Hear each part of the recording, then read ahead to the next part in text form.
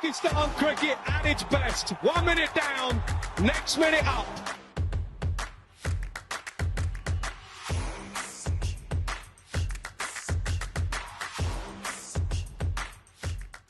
Thanks very much everybody for joining me once again. Saj Sadek here for Pak Passion, bringing you another exclusive interview. My guest today is an Islamabad-born pace bowler for Pakistan who played 9 test matches, 23 ODIs, and he was a very aggressive pace bowler back in the day. Was never shy of a word or two for the opposition batters. 15-year first-class career, 415 wickets, played a lot of county cricket for Surrey, Essex, Northampton, Sussex. Former Pakistan bowling coach, and currently is the director of cricket at Peshawar Zalmi. Very warm welcome to Mohammad Akram. Akram bhai, assalamu alaikum. Akram bhai, let's talk about the PSL. First time that Peshawar Zalmi has not made it to the second stage of the tournament. How disappointing is that? Obviously, it is disappointing. When we made it to 4 finals, once we became champion as well, and 9th time we got to the next level. But this time it's rather unfortunate because I had the probably best team out of those 10 years. I had everything, all the ingredients were there, but it didn't click, it didn't happen. One of those things which you do expect in cricket, that nobody can guarantee the success. You have to work hard, you have to have right tools, and you have to have at least 4 out of 7 batters in form. But unfortunately, this time around, when PSL started, most of our batters were out of form. And when we actually picked up the momentum, there comes a break, and then we lost about 3 players. So that didn't help either. But yeah, it is disappointing. Just want to focus on the overseas players that come by, which are very key to a successful tournament. In my opinion, and you might disagree with me, but the overseas players didn't fire, apart from Luke Wood and Alzari Joseph. Is that fair? You're right. I mean, when you pick players in draft, obviously you look at the stats, you look at their current form, but between draft and actual PSL or any tournament, there's a big gap. So, unfortunately, when they came to play in April, they were out of form. So that doesn't really help, but it's still, you have 6-7 weeks together, and you always hope that things will get better, and you give them the right atmosphere, practice session and everything. I mean, we were hot and cold throughout the competition, whether it's bowling, batting or fielding. If you look at our fielding this time round, if we're going to drop 6 catches in very important game like we played last against Lahore, we dropped 6 catches. You're not going to win like that, but like I said, it's rather disappointing. Any team with Babar Azam, Saim, Ayub and Mohammad Haris at the top of the order, you expect them to do well and qualify for at least a second stage, Akram bhai. All 3 of them probably not at their best. We start from Saim Ayub. So he was coming back after a long layout when he got injured in South Africa, and for about 3.5 months he was out of cricket. So he started off well, blasted a 50 straight away in the first game, but then he looked off colour. Babar Azam, it took him at least 6 matches to score runs. But there was few games early doors that we could have won easily, but obviously our batting didn't click. Haris was only one who was in form, but he didn't really capitalize on his form, knowing that my other partners are out of form. So when you're in form, you need to finish. he was unable to finish the games for us. But then, like you said, overseas players, they were out of form as well. So we signed, initially where it all started, we signed Corbin Bosch from South Africa. And we were trying to build team around him because in T20 cricket, number 6 and number 7 is the key position. If you can get a proper all-rounder at that number, that's always good for the team. But he opted to go for IPL. That has really dented our plans to start with, and then we were looking for an all-rounder to fill his space. But obviously, once draft is gone, then most of the top players are gone. So that didn't help either to start with. Then Mitch Owen came. He played a couple of really good knocks in Australia, so we were hoping that he'll do well. He struggled as well. Tom wasn't in best of his form. And like you said, Azari Joseph and Luke Wood, that was blessing that they were bowling well. Then we lost Azari Joseph in the most important game. So he had to go to play for West Indies. You can't help these things. And then we lost Nahid Rana because Nahid Rana was his backup. If Azari doesn't play, Nahid Rana will play that similar bowler with similar pace. He had to go and play T20 matches against UAE, so he left us. So Mitch Owen had to go IPL. So yeah, I mean, we can talk about it. There are various things, but in the end, you say I take full responsibility, and we had the best of team. Like I said, in last 10 years, this was my best squad. But it didn't perform. That does happen in cricket, that we know as cricketers.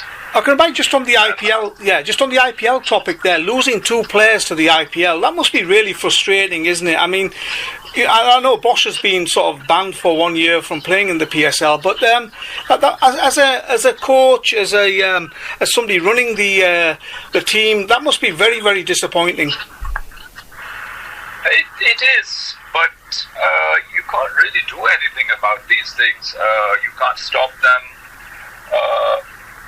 So yeah, you got to get on with it as a coach, as a manager, as a director. All you think is, okay, now I can't sit down and moan about it. Rather, I move on and get somebody else, and let's see what they can do. You try to pick best players available in the draft list. So sometimes, it works, sometimes it doesn't. So yeah, it's the same with every team. Just on the topic of Babar Azam, you mentioned that he found his form towards the end of the tournament, but let's be honest, Akram bhai, Babar doesn't seem to be the same Babar Azam that he was a few years ago. Have you noticed anything in terms of his technique, the mindset? What's going wrong with him at the moment? He's obviously now out of the T20I side for Pakistan as well. Look, Saj, Babar is a top-class cricketer. We all know that. One of the best Pakistan have produced. But unfortunately, he's been under immense pressure in last few years. So there were, I think, since I work with players on their mental health as well. So I had some long sessions with him. It was the first time that I had opportunity, and I said, I have completed my education on this, so let's sit down. And I found out that he's an introvert, so he really needed help, and he does need help from everywhere.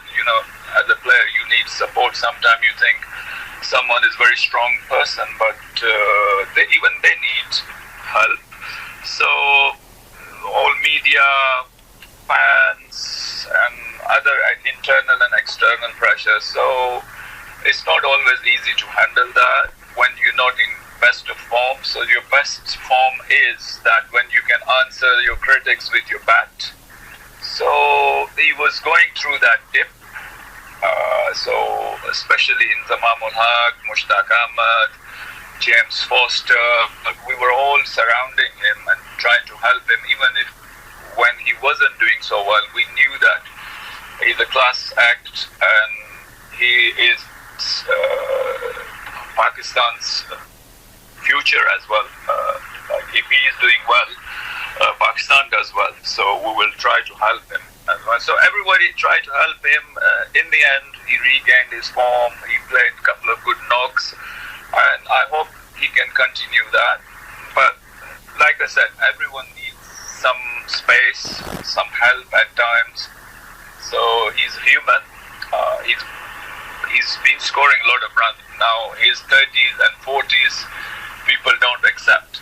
That used to happen when I used to watch. I was a big fan of Brian Lara. So whenever he scores 30s and 40s, we never thought he's scoring runs. So Babar is same. I think he's working strong.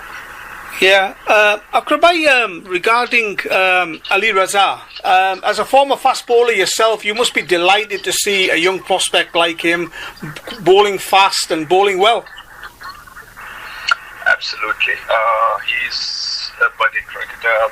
We picked him last year, but we didn't play him. We wanted to groom him, and obviously he's still 18.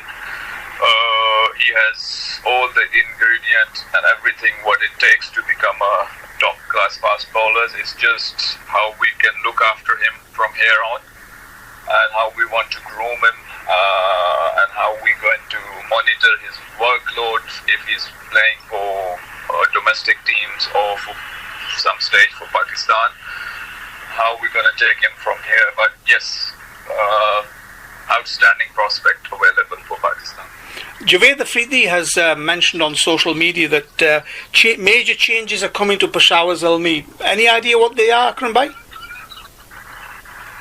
I mean, he's chairman. He must be thinking something, which is always good.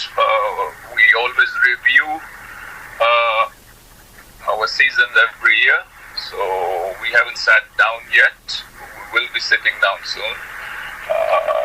We'll check all the pros and cons, and whatever decision he wants to make, we will all welcome that. Akram Bhai, Peshawar Zalmi and Quetta Gladiators don't play any matches at home, whereas the other four franchises, they have the advantage of home matches. Do you think that needs changing? And that's definitely a disadvantage, the fact that Zalmi can't play any matches in Peshawar at the moment.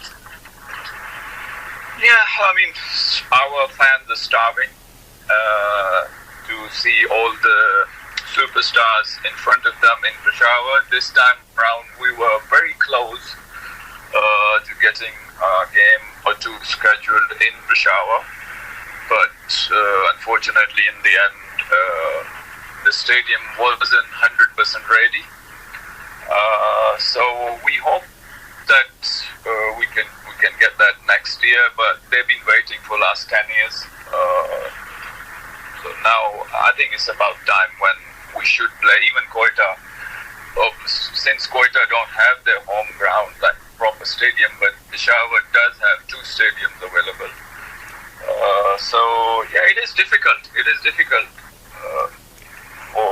for your fans and for the management as well, when you are looking for sponsorships and all that. If you do have your own home ground where you can open up your cricket academies, all the youngsters can come, that can really help youth as well as the team building as well at your home ground. But it hasn't been the case in last 10 years, and now at the moment we feel lucky that at least we're playing in Pakistan. We started off playing in Dubai early days.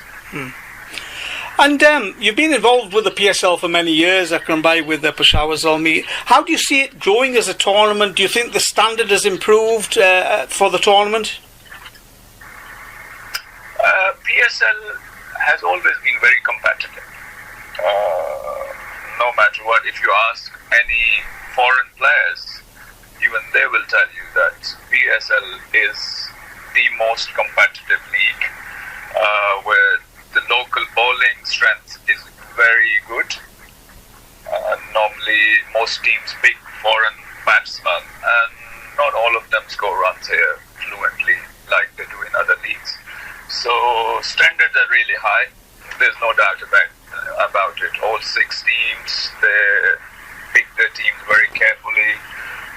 They do all their plannings, and obviously whatever is available, everyone wants to get the best out of it. And finally, Akram Bhai, we've seen a lot of changes in recent times in the Pakistan coaching positions. Do you think Mike Hesson is a good appointment for the white ball head coach? Yeah, I spoke to Mike Hesson quite a few times. He looks very calm, sort of a person, balanced personality, and he has worked with Islamabad as well. So I think they needed someone calm, cool. So I think he has got that. So hopefully, if we can support him and give him a good go. Normally that doesn't happen here, but I hope we can give him a good run and see what he has got.